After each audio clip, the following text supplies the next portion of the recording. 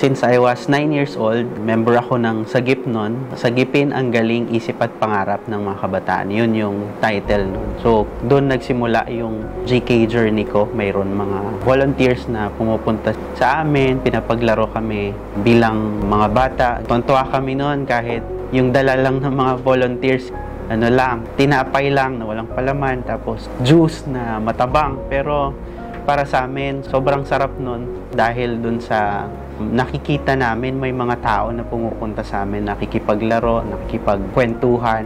Sobrang laking bagay na para sa amin may mga taong nandyan para sa amin.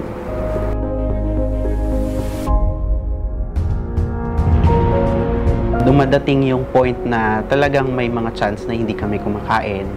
May moment nung during my elementary days, yung teacher ko biglang lumapit sa akin, nagtatanong bakit daw ako umiiyak. And then doon ko na-realize na umiiyak pala ako. And then inamin ko na kaya ako umiiyak kasi gutom pala ako, no? Hindi pala ako kumain nung almusal, ganyan.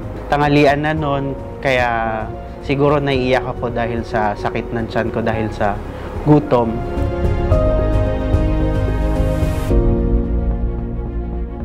Umiyak ako kasi gutom.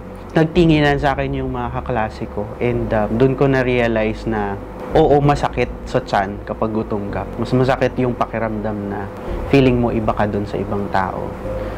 Yung feeling na iba ka nila itrato. Mas masakit pala yun kaysa sa pagkalam ng tiyan.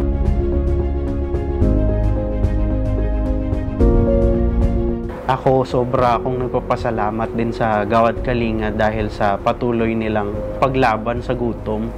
Nagsimula doon hanggang ngayon, patuloy yung pakikipaglaban. And ako po, kasama ko ngayon ng GK. Binabattle namin ngayon yung gutom na makatulong sa iba pang mga bata na katulad ko noon na nagutom.